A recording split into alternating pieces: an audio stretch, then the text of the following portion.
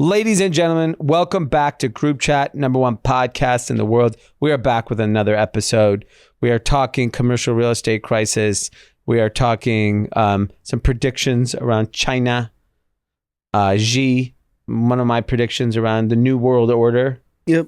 And then we get into some news, some more business news, finance, politics, all that good stuff. Then, of course, winners, losers, content. We find out who the biggest celebrity in the world is. We find out who the biggest celebrity is. And we kick off a great story with Javier. Everyone loves Javier's stories. Yeah, we're good. He's in the streets. He's in the streets, yeah. It's a good way to keep in touch with what's going on. Yeah, the boys. Let's get into it. Cash. Ladies and gentlemen, Group Chat. Cash. It's $1 trillion. Hot. All right, everyone, we are back with another episode of Group Chat. But we got to kick it off. Javier put a text in our group chat yesterday saying, I love Group Chat. And then he proceeded to tell us that he got a free dinner. Dinner, drinks, table, girls. Best night of my life. Where were you? I was at Thunderbird in like Brentwood. Okay. What's Thunderbird? It's just like a bar. It was popping off during COVID. I kind of stopped going. And I was there like 2 weeks ago, and a dude recognized me. I think I was wearing the Kathy hat. So he came up to me, starts, huge Kathy, blah, blah, blah. Starts pouring me Lo Siento shots. I'm like, who is this guy? Yeah. Turns out he's like a minority owner. So he hit me up to come for the UCLA game. And it was slammed with the UCLA students. Yep. So I text him. I'm like, can you get me in? Whatever. He like rolls out the red carpet. We get the best table in the house. Starts getting nachos, drinks, like shepherds all these girls to come over. I'm like, what is going on? So that's when I texted you guys. I'm like, I love Group Chat. And how many people got the grift? So I invited, I invited all the boys. So it was kind of a bad look. I pull up with like 6 boys. 6 boys is a lot. And I dap him up and like meet the boys, but he loved the boys. Yeah, we all were drinking. We had a good time, and yeah, he's We gotta go to Thunderbird. a character. Yeah, he wants all you guys to come out. They have Lo Siento. Great. He tried to offer me like Casamigos. I'm like, I don't drink that shit. All right, Thunderbird and Brentwood, we're coming. Yeah, we're coming. Shout out Suki. Maybe we gotta do a Maybe we meetup should there. do the national title game. It's a Monday night. The following Monday. Yeah. I'm traveling. You can go. Maybe you want to do a meetup with the boys? Oh, I'm traveling to Monday. I just realized. Yeah. I'll do a meetup. Javier, do a meetup with the boy. Meet the boys. Meet the boys. The infamous boys. Yeah. It'll be a great time. That's amazing. Well, I'm glad you had a good time, and shout out to Thunderbird a sports bar? Yeah, I mean, not really. I mean, they have TVs and stuff, and it does pop off for games, but I mean, you kind of go for more of like a whatever. restaurant. Yeah, restaurant bar. Sick. That's awesome. I'm always looking for a fun place to watch games. Well, Come, ask for Matt. the Matt Suki. funnest is called Thunderbird. Pull up. All right, let's get into some news. It's crazy in a matter of weeks, like the amount of financial fear that is being spread and how quickly it's escalating to basically we're on the brink of full-on collapse in the world. But there's no new information. These are all things that have been out there. It's just that now everyone's paying attention to it. So the first was the SVB situation. And all the regional banks. And then it went to Signature. Then it went to First Republic, PacWest, all the regional. People have said that there's been $100 billion withdrawn out of banks in the last 2 weeks, Yep, I saw that. which is a staggering number. Mm-hmm. And now it's funny because like Twitter is such like, it's so funny. Twitter's the funniest place. Whatever a few people start getting traction on something, 70,000 other people start talking about it. Yep. Because they want the attention too. It's literally like, when you pull up to a nightclub and, one guy has a G-Wagon, then 6 months later, everyone has a G-Wagon. And it's just hilarious at the speed at which people are like spewing out this stuff. Yeah, no, I think it's unfortunate that people are getting off on fear porn, especially when it comes to the economy. But the commercial real estate problem, which I told you guys anecdotally like almost 5-6 weeks ago, Yeah. like how bad some With of your these boy, stories yeah. are. These are like just people I know Yeah. that are involved in it.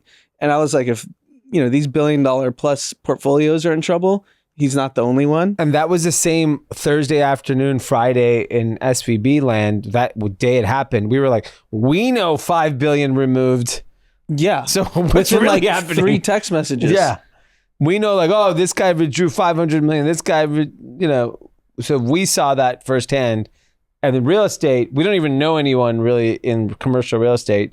You have a few friends adjacent to it.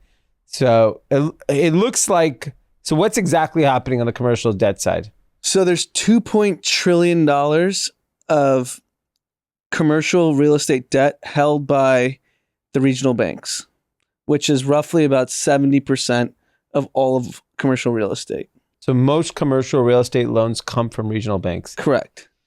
These guys, I mean, Twitter really screwed these regional banks. And $270 billion of that debt is coming due this year. And given what's going on in any metropolitan city, in normal years, you just refinance it. Yeah. Because it's easy. But now refinancing is at like 6x the rate of what it used to be. And you have no tenants, and you have tenants rolling off. So when they model it out, they're like, this isn't that good of a business. Yeah. So, I mean, the real problem, we've talked about this so many times for almost like a year now, that the office real estate market is under siege. That's not fear porn. Yeah. That's like you go to Century City, you go to San Francisco, you go to New York City. These offices are still only like 40-50% occupied. Yeah. I think New York's higher. Maybe higher, but it's still not enough to underwrite the loans. Because the hope that people are banking on is that, so the equity is going to get wiped, right? So The value of the building. whoever the equity holders that are the developers of these buildings, they're going to get wiped in these office buildings. Mm-hmm. The hope is that the mortgages were more conservative than like 2005, 6, 7, that at least the banks don't get wiped. Yeah. So we have no idea how that's going to play out. Yeah. And we won't know until the end of this year, to be like quite honest. When you have $270 billion worth of office real estate debt that needs to be refinanced, who's coming to the table? Well, it's owed. It doesn't need to be refinanced. It's owed. If you But have we the know money, that they don't have it. yeah, they spent it. Everyone's over-levered. This is where in Europe, why it was so expensive. These real estate people were splurging. Yeah, it's also interesting, like real estate developers in the last 15 years got really aggressive because they only knew one type of game. Yeah. With interest rates really low, automatic refinancing, automatic tenants coming in. We know everyone's going to lease out these buildings. That's clearly not the case anymore. So what happens? We'll find out. It's going to happen in the next 6 months. Yeah. That is basically what everyone, at least in real estate, has been screaming from the mountaintop 5 weeks ago. Like, business has come to a halt. Yeah. Like my friends, the few friends I have that are in like kind of commercial real estate, have said business is like 2008 all over again. Everyone's like, how can you underwrite these buildings? These buildings are like, they hope to make like 4, 5, 6% cash flow. Yeah. You can get that in a money market. Yeah. That's liquid. So what is the reason to underwrite any of these buildings? So there's two observations. Me as not someone that does know anything about real estate. The first is the impact of COVID.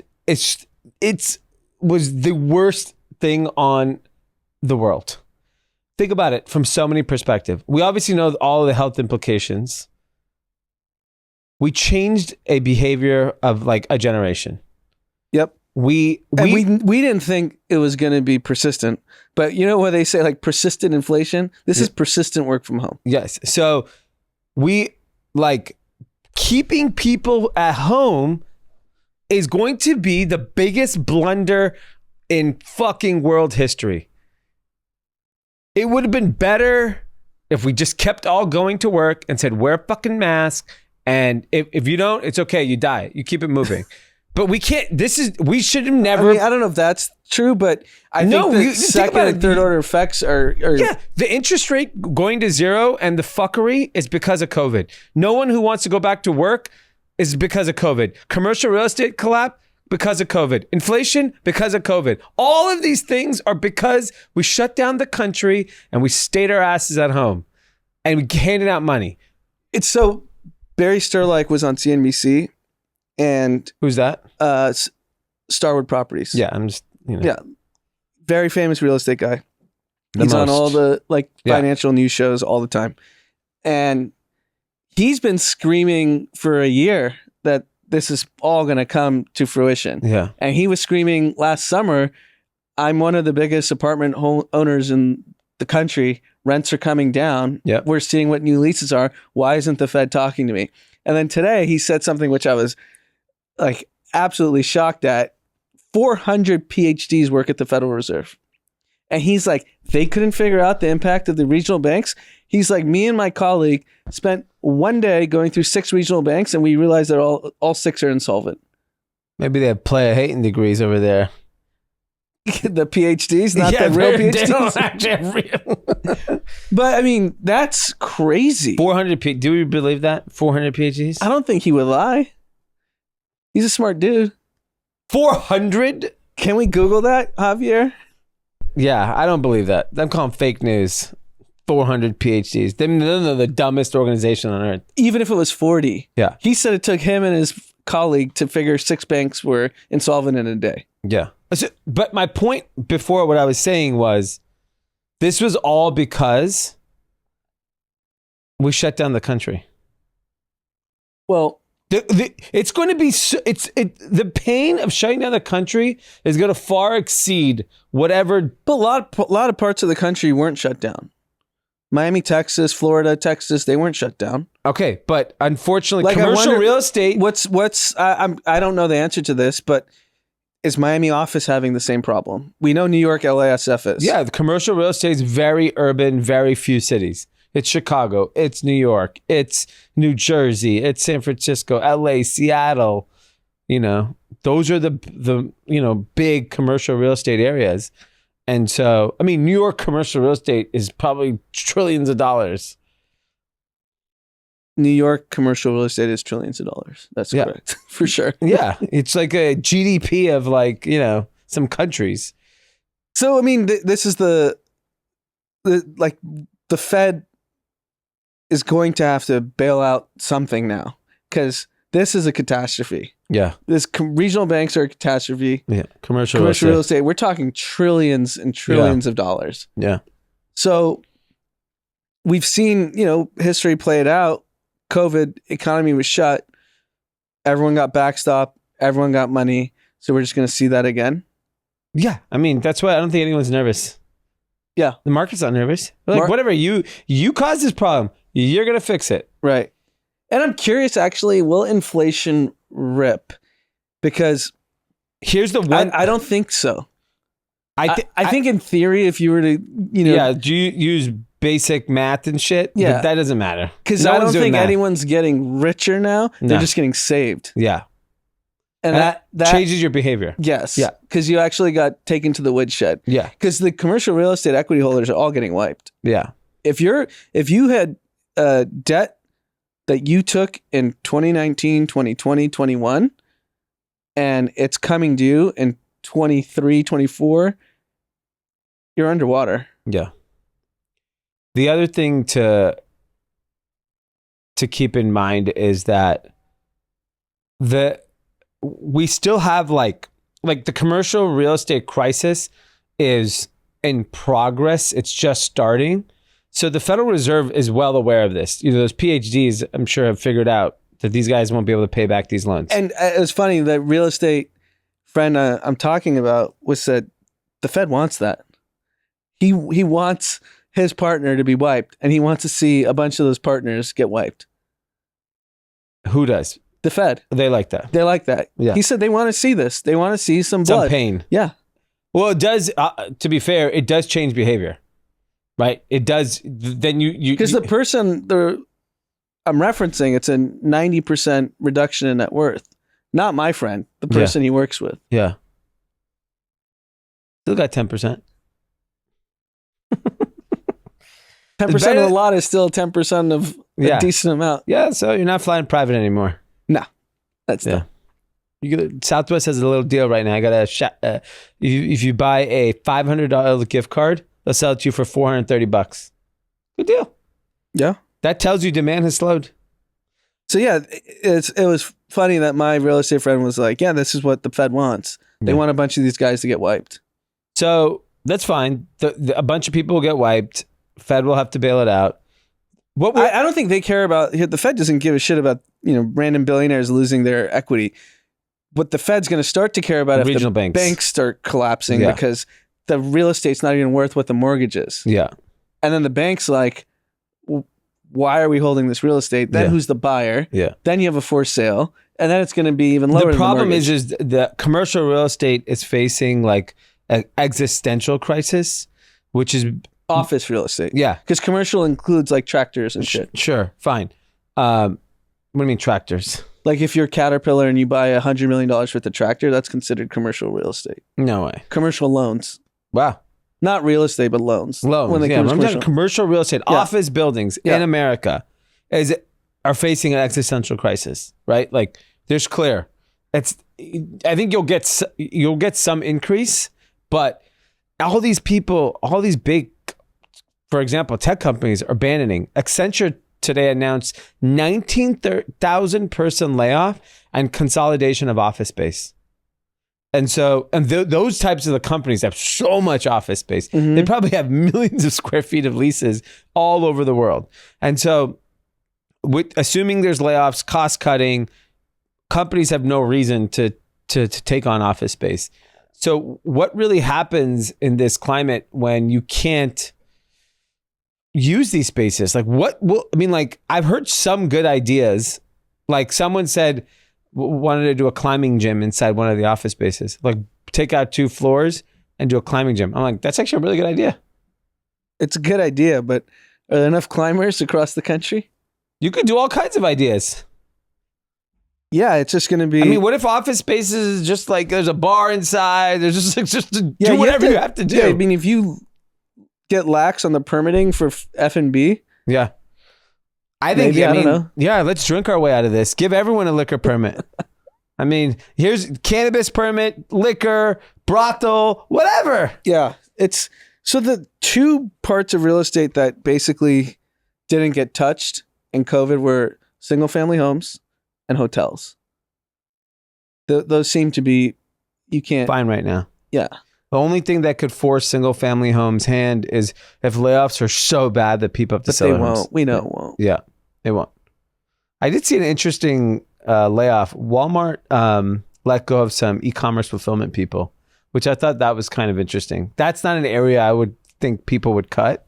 Yeah. So maybe it was a transition. I didn't read into the details of the layoff, but I think where the rubber meets the road is like these next 12 to 18 months. So with 200 regional banks impaired, some insolvent, some aren't, but everyone's suffering right now. And these banks now have to tighten credit. Yeah.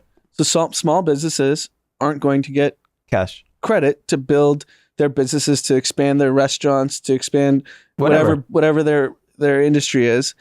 And what effect does that have on the economy? So like a good friend, he owns a restaurant called Portavia, and he listens to the pod. Shout out to Peter. Okay. What up, Peter? And he was telling me when he started his first restaurant, 26 years ago on Cannon, Portavia, he said if it weren't for like this $2 million loan that First Bank of California, he goes, there's no way I could have done this. Yeah. I couldn't have been an entrepreneur. No. And he's like, Wells wouldn't do it. B of A wouldn't do it. Regional banks, that's what I was saying when the SVB thing is like, you want to dunk on all the tech people, but regional banks are like a bedrock to like the small business owner in America. Yeah. And I was like, he had listened to the pod, and that was just like one person I know that was like, of course, yeah, if it weren't for regional banks, I would never have been able to be a successful entrepreneur. Yeah. I agree, and I think it's so. What effect now that these regional banks aren't going to be able to lend? Yeah, because their banks are underwater. Yeah, I think that the challenge will And be. the problem is the Fed and Congress doesn't give a shit about these people. I think they do. I think like a Republican congressman cares about small business in his or hers county, in their district. I think they actually do, and they listen to those people. I honestly think they do. Like specifically Republican Congress people, they all they care about is business, right? They're gonna roll like there's all this talk about in the coming months, like Biden's tax plan. I mean, he just wants to tax everything, right? Wealth tax, this tax. I don't think the Republican House is going to be down for that shit. No, none of that's going to happen, right? No. They're going to come and say, you know what? We're spending like pigs. Cut this stuff. It's going to be a real interesting political. Because the government spend hasn't reduced. No. They want us to reduce. And so I think rules for thee, not for me. Yeah. So it seems like. Yeah. Rules for D. Rules for D.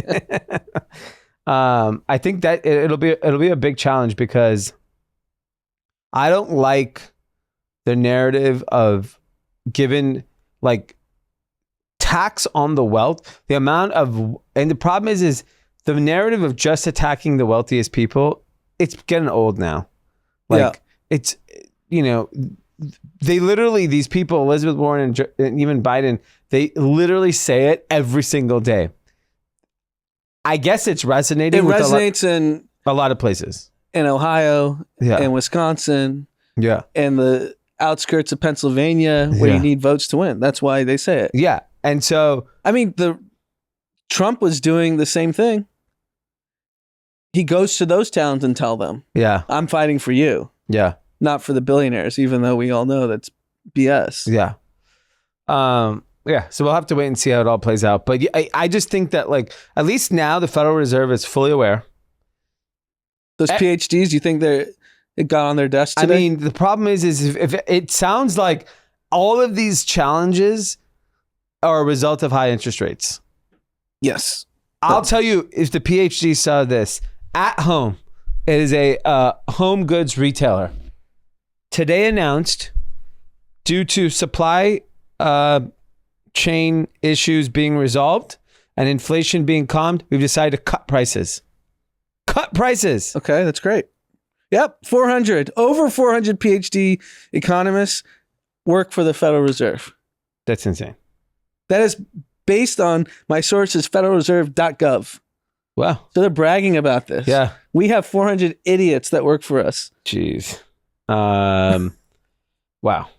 So, I mean, that's even sadder that they didn't anticipate any of the secondary effects. Or they didn't kind of tell the banks back in 2021 or end of 2021, hey, we're going to start raising.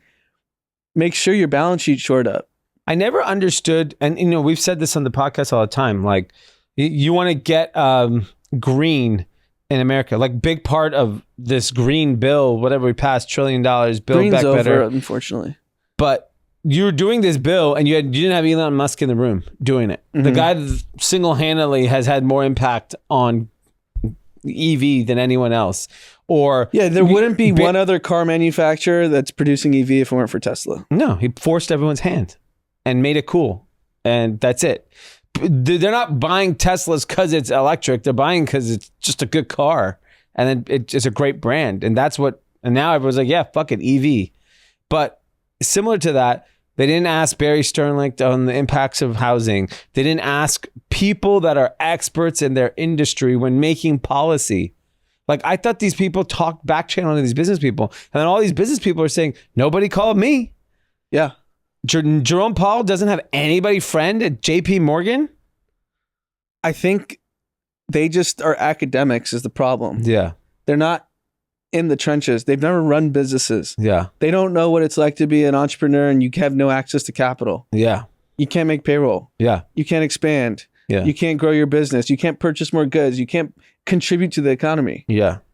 They just look at it like black and white. A textbook. Yeah. Like, oh, we lever inflation here, this, that, do this. Right. Yeah. And the world's way more complicated now with the flow of information, with how quickly things change. These banks, no one talked about these banks 3 weeks ago. No, that's why you can't compare it. I'm sick of reading about what Volcker did in the 80s. Volcker is irrelevant to today. The information age is the information just flows too fast. Mood changes too fast. We were all like thinking we were back, and then instead we're like fighting for our lives now. Yeah, last year we thought we got all the pain from at least the stock market perspective and fundraising perspective, at least the things that we care about. Yeah. They all got crushed. Yeah. And we're like, okay, next year's going to be better. Yeah. And the stock market's actually, Nasdaq's up 15% year to date. Yeah. Which is insane. So you have all this data coming out, which at least the big capital allocators, these are mutual funds, hedge funds, not retail. They're basically like, we're jumping back in because we know the Fed's done. Yeah. Or we assume the Fed's done. Yeah. And if you look at growth stocks, they're all up this week. Yeah. Every single one. Yeah. And yeah, it's just the rotation back into growth. And it's the same dance. It's so stupid. Yeah. Everyone knows. Like, why did we reduce everyone's value by 70% only to bring it back slowly? Yeah. It's wild. And when the fundamentals of none of these businesses have changed. Yeah. The fundamentals of these businesses that were slashed by 90%, 80% last year, that are now gained back probably 30, 40% of that. Yeah. It's the same business. Yeah. All right. Moving on. Your boy Kwon. Kwon. So he finally got arrested. He is the guy that was behind failed crypto company Terraform Labs. Which is Luna. It was a big Luna collapse. Yeah. And you said he had an interesting story. He had a lot of passports. A lot of passports. So Kwon was originally based out of Singapore. So he was running this Ponzi out of Singapore. Where your boy Balaji is. Yes. Shocker. And when Luna, Terra, UST all collapsed, basically wiped out $40 billion worth of people's money between the hedge funds, because 3 Hours Capital went under, Voyager went under. Yeah. Every Luna holder went under. And he's been on the run since then. But this dummy, we talked about this. I don't know if you remember. He was on Zooms on live Twitter with like Shkreli and like a bunch of, what's the other guy that got released? Whatever. Who cares? He was with on Zoom with a bunch of crypto guys and finance guys that had been to jail. And they're like, it's not so bad. Like, you'll be okay. Yeah. And like, how arrogant are you when you know you ran a Ponzi and you're doing live forums? Yeah. And so in Montenegro, he and his CFO or ex-CFO were boarding a private jet to Dubai. How do they still have money for that? They got out. What are you talking about? Yeah. When they kept, I'm sure, changing into Bitcoin and Ethereum when Luna kept rising because they owned a lot of it. So they, I'm sure, have a lot of money. Yeah. I bet you they have like hundreds of millions of dollars. Okay. So they hop their PJ. They're trying to board a PJ from Montenegro to Dubai with the fake Costa Rican passport, a fake Belgian passport, and then they had their actual like South Korean documents, which I think were real because they're Korean. And the Montenegro authorities caught them. Wow. And there's video of them getting taken to jail. And the U.S. immediately filed extradition, 8 counts of criminal financial crimes, asking for extradition. Korea filed theirs. And apparently whoever files first gets them first. So I don't know if the U.S. will just give it to Korea as like a solid. Like, you guys can bury these guys. Yeah. Because they're going to get buried wherever they go. They're going to jail for the rest of their life, I would imagine. You have 2 different major countries that want blood. So once you serve there, you're going to the other country, right? Double lives. Well, I mean, they're idiots. I don't get why they were traveling. Just why go you underground. Hide? Yeah. Like maybe in 10 years pop up. Yeah, he was on most wanted fugitives list. Yeah. And you think you just go to Dubai? What are you going to do? Go to shopping? Nice Guy, Dubai, and just like start popping bottles? Like, what were you going to do? Maybe he had a deal set up. There's a lot of big crypto people that are hiding out there. Yes. That are being protected. Yeah. Just pay. That's probably a fine. Yeah. Pay you pay $100 million to the government. Yeah. And you're good. Wow. But why didn't he? I wonder why he didn't get to Dubai earlier. Sounded like you wanted a vacation. Probably went skiing. It's Montenegro as skis. I mean, it's not far from skiing places. That'd be really funny. All right. Brian Armstrong, big Twitter guy. What's Yeah. he tweeting?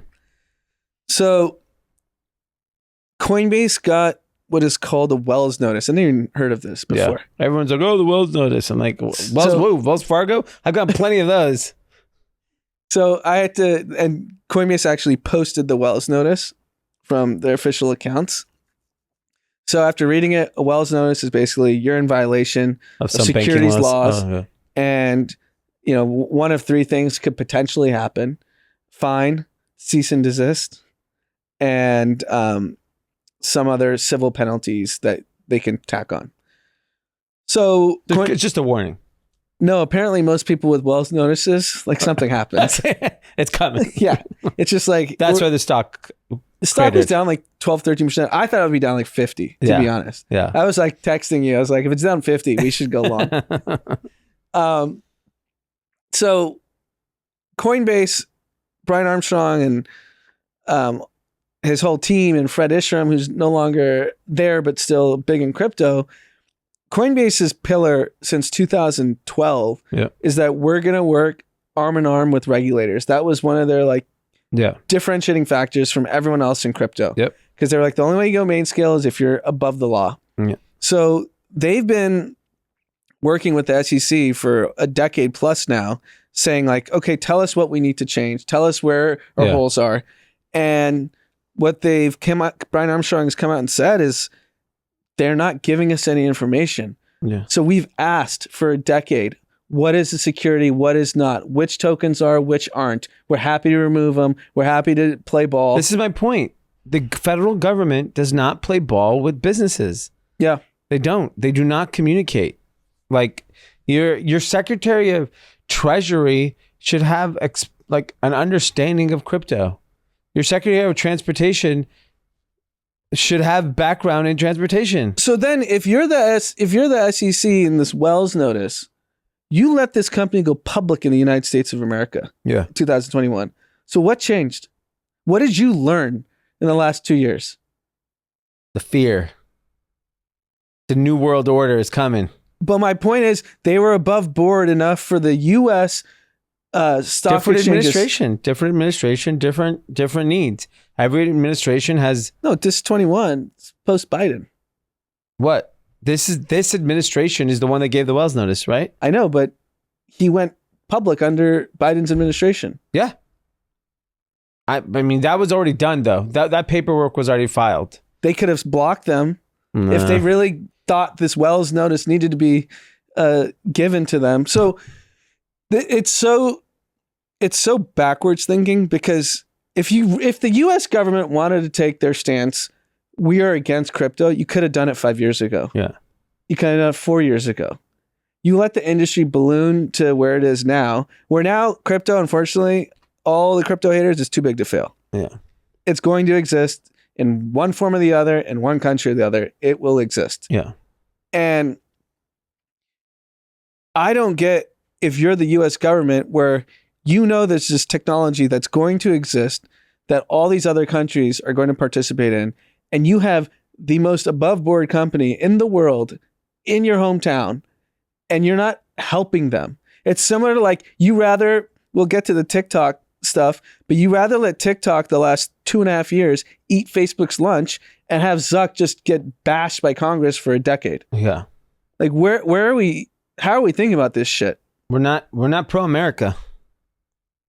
Yeah, we're pro like let's enhance everyone else. Yeah. We if you look at like the priorities of the federal government and the speed at which they are reacting to very dangerous issues, I mean, let's just move on to it. The TikTok CEO was at Congress, and what's really funny on TikTok, the algorithm only shows basically making fun of the Congress people, and this guy, I really like this guy. The comments are all positive. Like, it's so funny because in a more objective view, I would say that like objectively, Congress people definitely do not understand what's at stake. Like the Wi-Fi clip that's going around, which like, does TikTok have access to our Wi-Fi? Like, basically didn't understand what Wi-Fi is. So I could say objectively, our congressmen and women did not ask the right questions on, or some of the questions they asked were stupid. They don't understand technology. They did ask the questions that do matter, and that guy did not answer them at all. No, he hid. He was like, and if you go on TikTok and watch and search it, every single video is basically showing the TikTok CEO in a positive light. Right. There's not one in a negative light, which is kudos to them for that. That's a great move. Answers Congress's question. Yes, you should literally go on TikTok if you're in Congress and find one negative video of this guy. You just don't see it. Yeah, I mean, if we were pro-America, Zuck should have been the one interrogating him. Yes. If you were in Russia, Putin would have Zuck go there and be like, go, drop bombs on this guy. Do whatever the hell you want. Yeah, because Zuck is one of the few people in America that understands the real way social networks work. We all understand it from the outside looking in. Yeah. He's one of the few people that knows it from the inside looking out. And his answer to everything is, we're not doing anything different than any other American social network. The problem is that we don't really know who has access to the information. In America, we knew who has it. Zuck has it. That's fine. Yeah. We're okay with that. He just had a new baby. Yeah, nice. We know that at least we know who has it. It's this guy. We do not know over there who has it. And we don't know what they're doing with it. Exactly. Zuck just wants to make money. Yes. He's not, He just wants to serve you that next, protein bar that you're going to buy. Yes. And he's happy doing that and making billions of dollars. So I don't think the way he handled it, the CEO, to me was a joke. Like, he was not ready for that. I do not think he did a good job at all. I also think it would have been smarter for a technology American social network. I would have had Evan Spiegel, Mark Zuckerberg, Elon, Sundar, Satya, who owns a social network, and Satya, who owns servers. Yes, and say, actually, prove to me why these servers don't have. Don't even say that. Coach them, call them all, and say, we need your help. We want to ban this thing, and we want to make sure the American public understand why we need to ban it. But instead, that it's on TikTok, all it is this one guy saying Wi-Fi. Americans, how to get Wi-Fi. You know what's crazy? Because we have obviously the number one podcast in the world, but we're not as big as Congress. Yeah. So if we're talking about something about commercial real estate, I call my friend and be like, explain it to me. Yeah. Because if I'm going to talk about it, I don't want to sound like an idiot. Yeah. Like, so no one in the Congress guy didn't call his homie at Spectrum and say, yo, what is Wi-Fi? Like, how does it work? Like, why wouldn't you just ask? Because they're on the global stage. Yeah. Because everyone in China is going to watch. Everyone in America is going to watch. Yeah, and they looked like idiots, uninformed. When what they should have done is had Mark Zuckerberg give them the playbook. Mm-hmm. Everyone is aligned here. Congress wants to ban it. U.S. government wants to ban it. Private American enterprise wants to ban it. Fucking help each other. Yeah, and if you can coach a congressperson to get him to a corner, however they're housing the data doesn't show that China doesn't have access to it. Yeah. Because someone at Microsoft can explain it. Yes. Someone really smart. One of the aides could have just been a Microsoft executive. Okay, this is why. Here, whisper Here's in the this back fucking door. ear. This is how they can get the information. They were so ill prepared. It was so frustrating. So if you play it out, there's only a few options. It's TikTok gets banned. TikTok gets sold to an American company, which I don't know if you saw the Putin G meetup. Yeah. Hot meetup. Where they're like, this is the new international order. New world order. New world order. And they look very chummy. The CCP ByteDance can block the sale of TikTok to an American company. Yeah. Which we know is controlled by the CCP. Yeah. I don't think the CCP just says, U.S., you could have this property.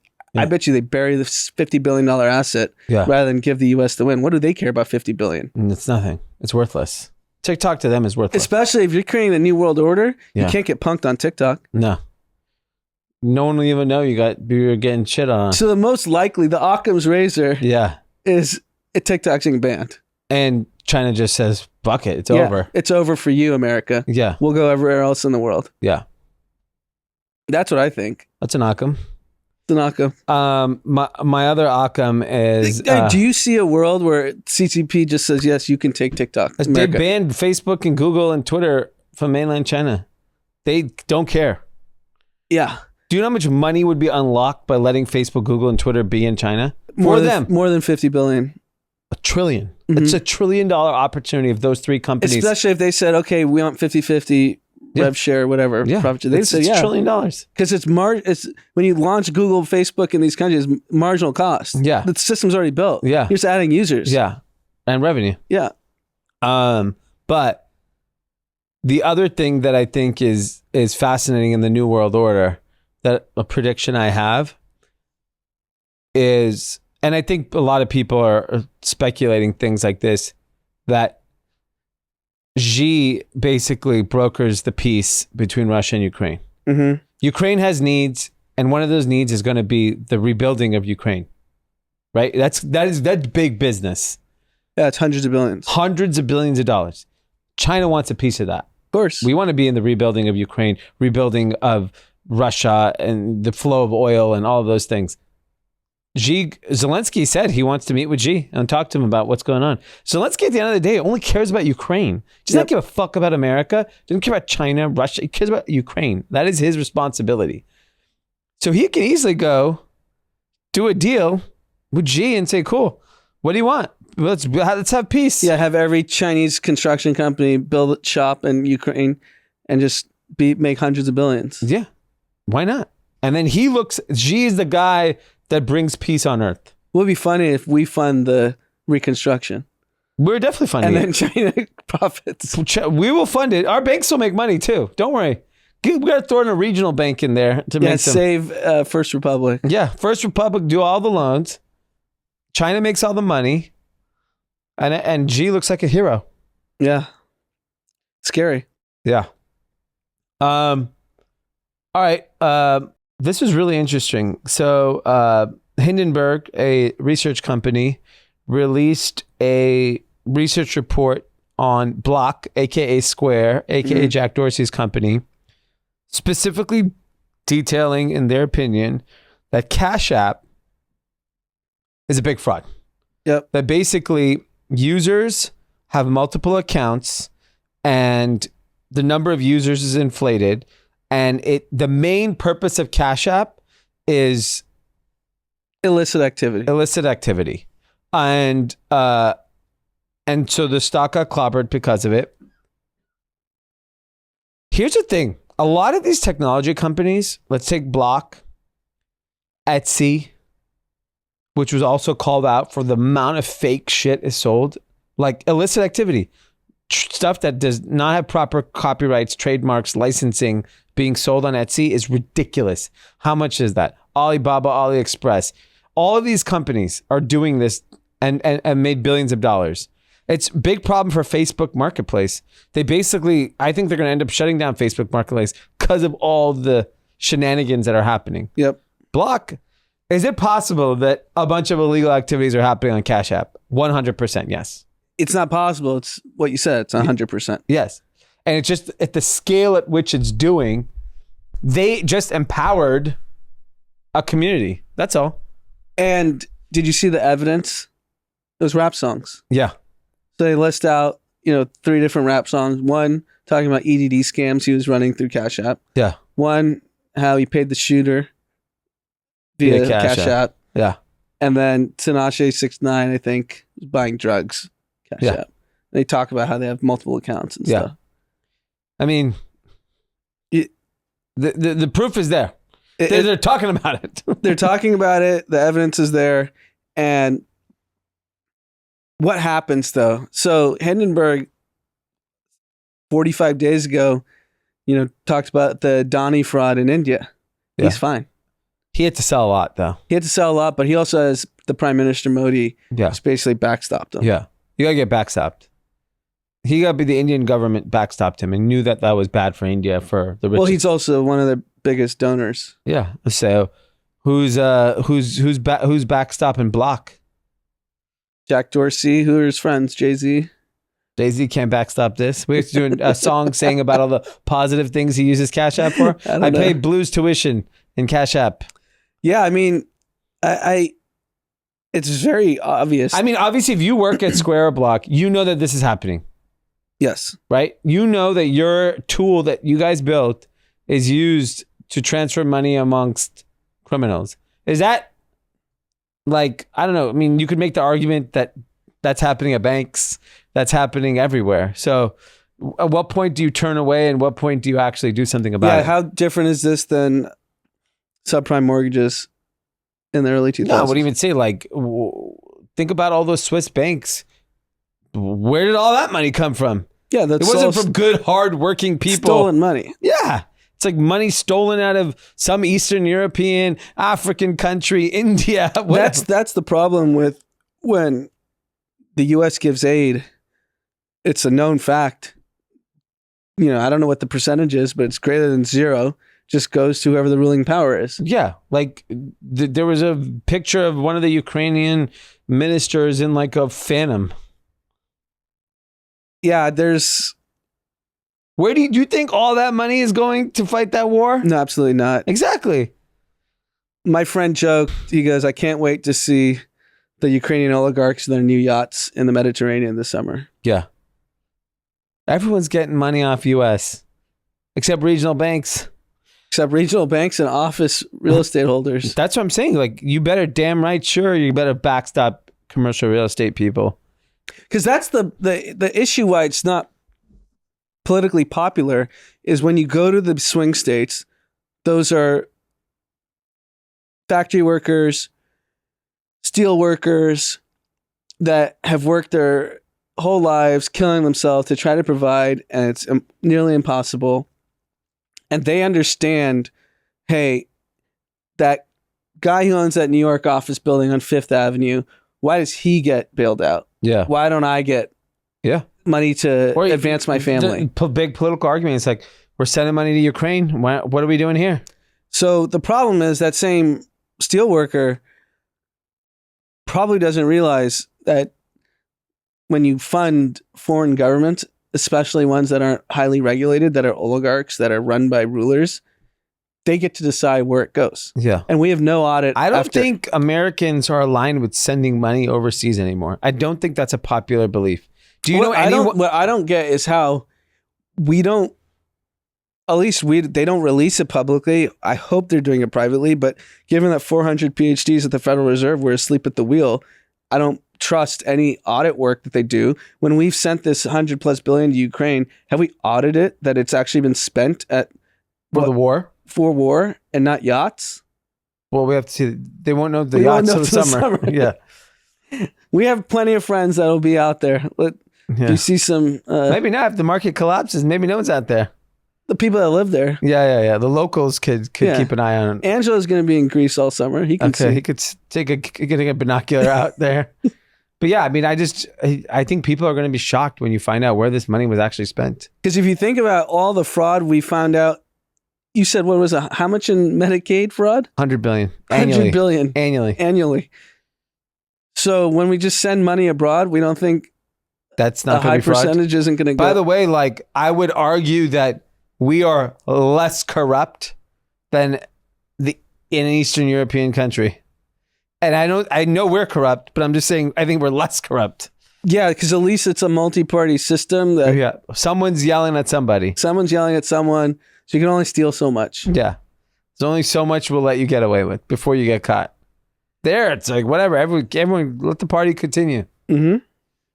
Wild. I'm telling you, that reconstruction of Ukraine, hot. So your prediction is G brokers the deal, Chinese construction companies come in and save the day. Yeah, and Russian oil and Chinese oil partner. I mean, we effectively did that in Iraq. Yeah. Afghanistan, U.S. private corporations made a fortune. Yeah. He took a page from Dick Cheney's playbook and he's like, I'm going to go save this. Well, he was walking around there all over the place with Putin and everybody. Yeah, he was all over Russia. Yeah. The New World Order. All right. See? Let's move on. Winners, losers, content. Who's your winner? My winner of the week, it was going to be my content of the week, but I'll come up with new content, is Succession. Okay. Back. It's its last season. First episode's this Sunday. I feel like it's one of the few shows of the last decade that kind of is universal popularity rating. I think for our age demographic. Our age demo. I don't maybe. think it's not like Euphoria. Euphoria is just a way bigger show. Euphoria was a phenomenon. Yeah, way bigger.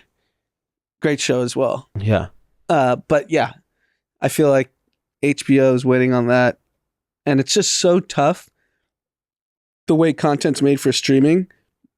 To have that like moment. To have that moment and to have that quality. Yeah. The problem is it probably took them a year plus to record this. You can't make, all these great things take a long time. Yeah, like the next White Lotus will probably be like 18 months from now. Yeah.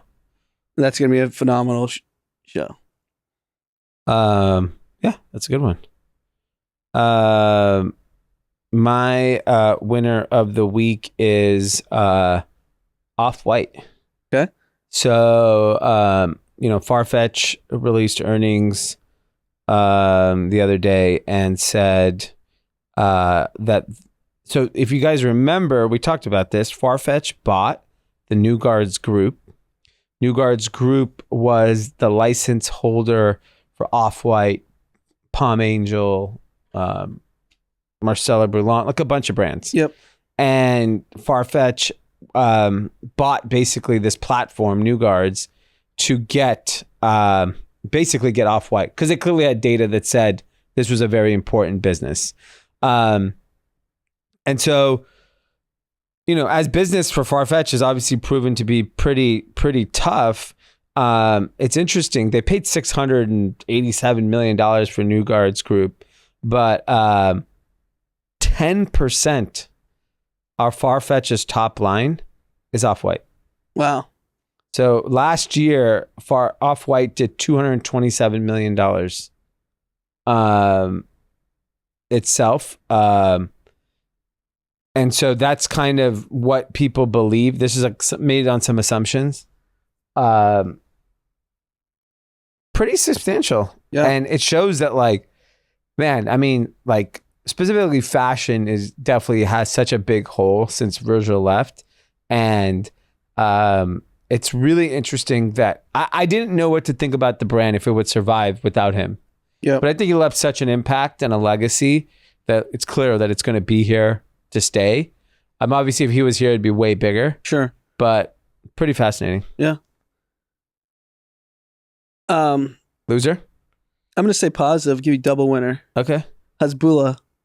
He's hot. I think he's the biggest star in the world. Yeah. Well, he finally came to, America, so we've embraced him. The Hasbulla content has been blockbuster. Yeah. He's everywhere. He's everywhere. Hasbulla at Disneyland. Yeah. Hasbulla courtside at the Laker game. Yeah.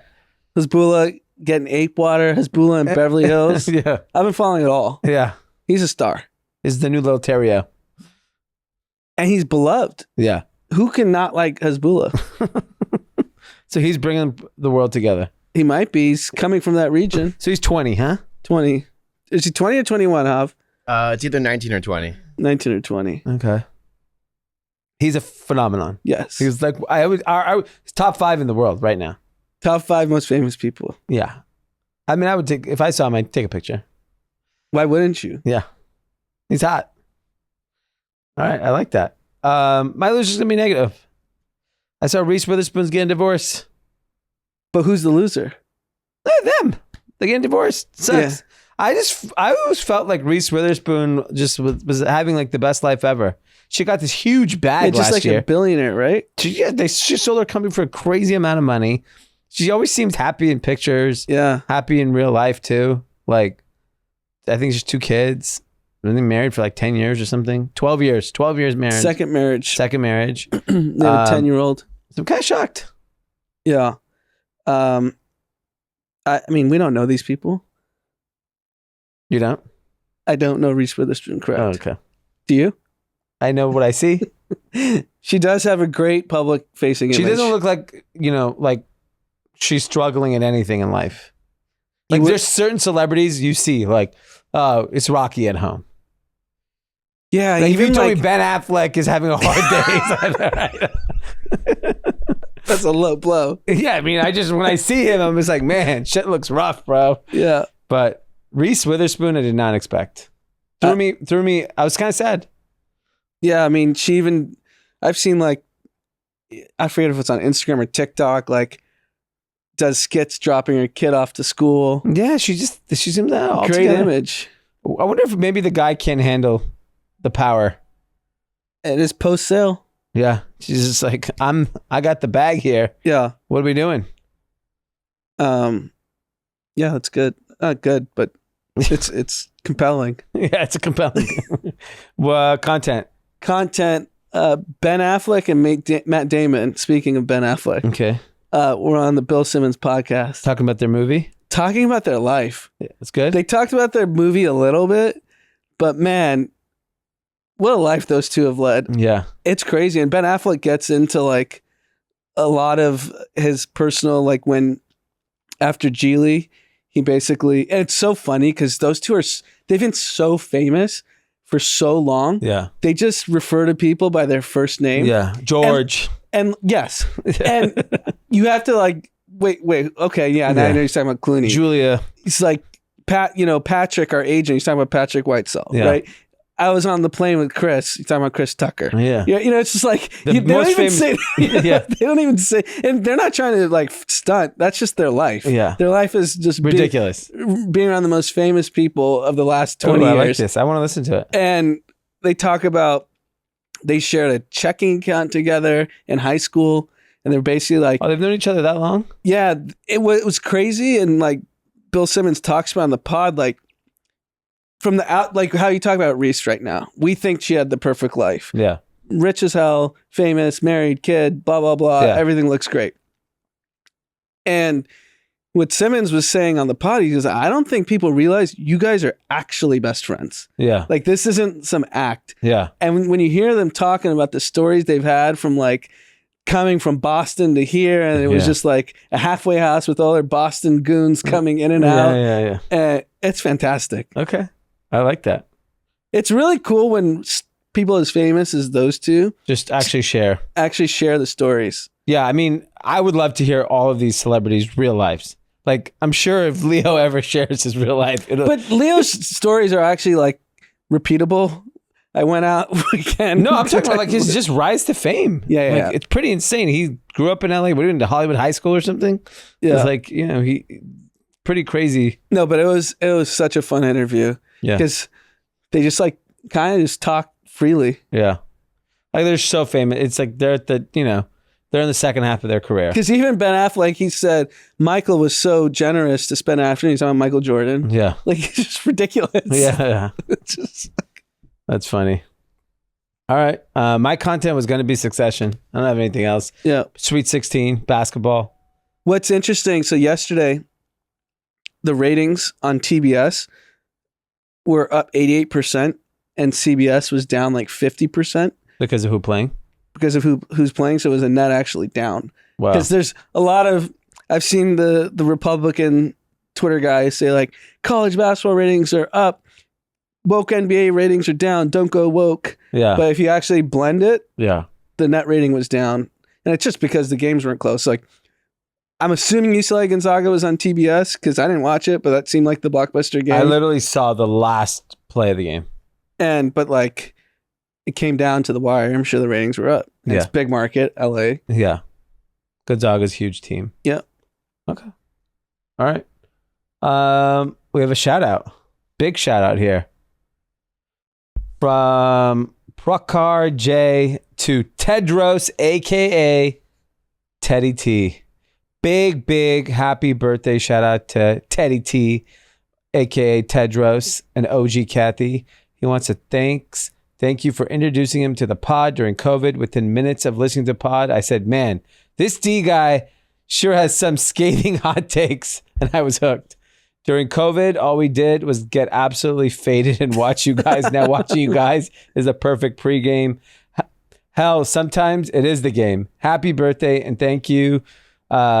Thank you to you three for creating such a wonderful community. The holiday event was a blast. Also, much love, y'all's to YouTube page. Thank you guys. Appreciate that. That was really nice. And yeah, and the Discord. There's an incredible story someone posted on the Discord. Him and his wife are traveling the country. Yeah, it's amazing. Insane. And for 2.5 years, right? Yeah. 2.5 years. And I think it's around their mission around environment and sustainability and educating and meeting and meeting charitable causes. And I mean, when they come to LA, please come on the pod. I want to hear all about that. Yeah, and they're documenting on a website. Let's give out the website for any Cathys that want to follow, and the website is... Discord's taking a second to load. I got it here. I didn't see a website. Oh yeah, TonyandThera.com. So TonyandThera.com. The first leg of their trip is a 3.5-month road trip across the US.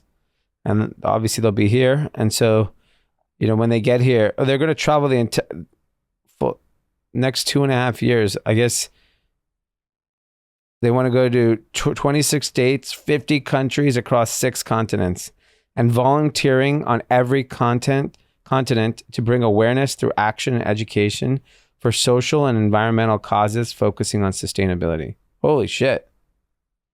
Tony and Thera must be rich. Yeah, what up, Tony and Tara? What you guys? You sell some Luna before the crash? All right. Well, have a great weekend. Enjoy.